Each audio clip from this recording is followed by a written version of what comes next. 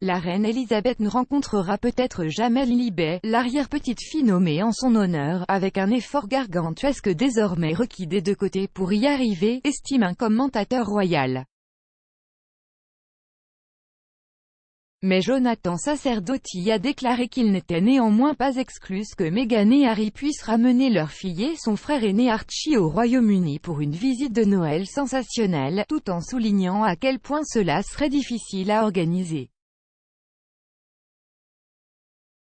Monsieur Sacerdotti s'exprimait à un moment où le duc et la duchesse de Sussex, qui vivent actuellement en Californie après avoir démissionné en tant que royals de première ligne, se concentrent sur leurs efforts philanthropiques, notamment leur récente lettre exhortant les dirigeants du G20 à tenir leur promesse de partager les vaccins avec les pays à faible revenu.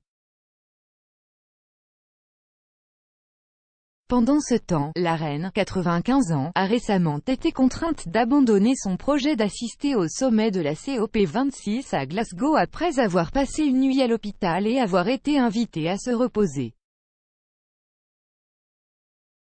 Harry n'est retourné au Royaume-Uni que 2 fois depuis que lui et sa femme ont déménagé aux États-Unis, une fois pour les funérailles du prince Philippe en avril et une autre pour le dévoilement de la statue de la princesse Diana en juillet, et n'a peut-être même pas vu sa grand-mère la 2e fois. Lilibet Diana Mountbatten-Windsor, née en juin, n'a jamais visité le Royaume-Uni ni rencontré aucun de ses proches britanniques en personne. Monsieur Sacerdotti, un habitué de Sky News ainsi qu'un contributeur à The Spectator, a déclaré à Express. Co.uk, je pense que c'est si difficile pour les deux côtés de cette équation, j'entends par là le côté américain et le côté britannique.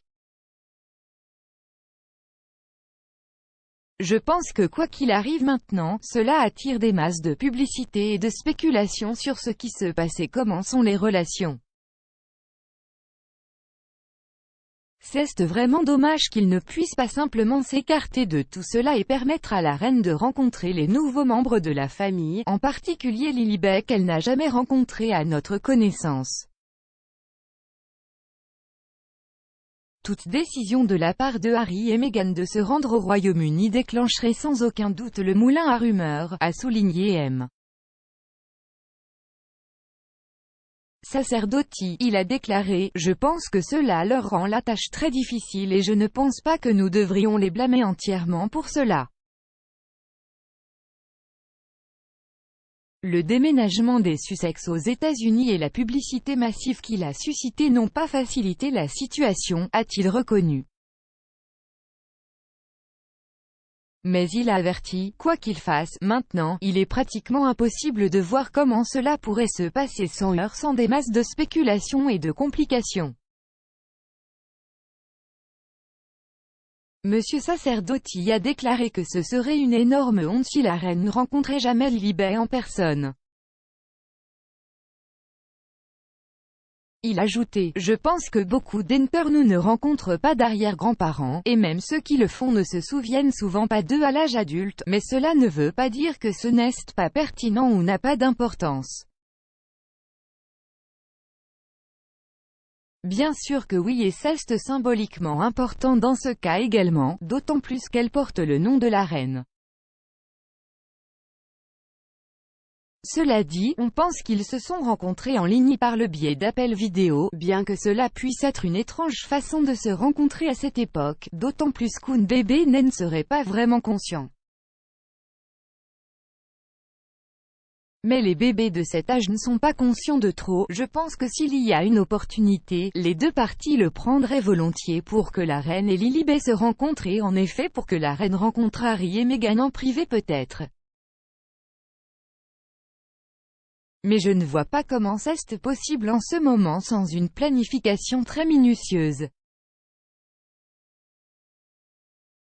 Lorsqu'on lui a demandé si une visite de Noël pourrait être une option, Monsieur Sacerdotti a déclaré « Ce serait certainement une bonne idée s'ils pouvaient être ensemble pour Noël et je sais que Noël est très important pour la reine. »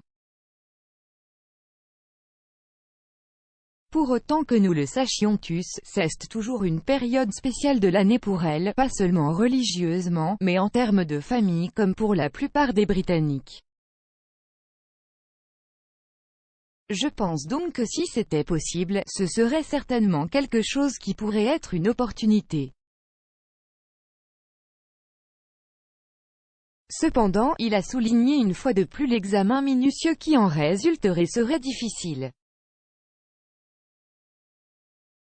Il a expliqué, cela offrira des possibilités infinies de spéculation de la part des médias et de nous tous, commentateurs, et je pense qu'il ne verrait pas nécessairement cela comme souhaitable.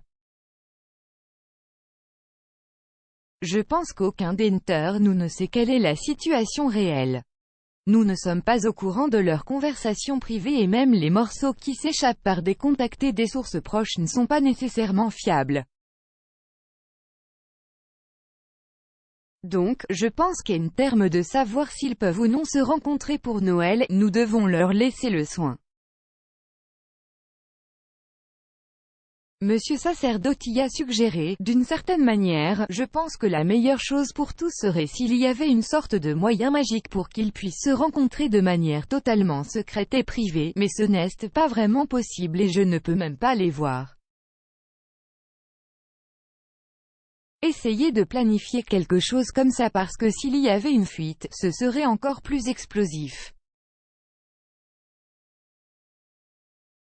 Je pense qu'il y a des obstacles sur la voie de la réconciliation au sein de la famille, ce qui ne veut pas dire qu'ils ne peuvent pas nécessairement être surmontés, mais il faudra une planification très minutieuse et de très bonnes intentions des deux côtés pour surmonter ces obstacles.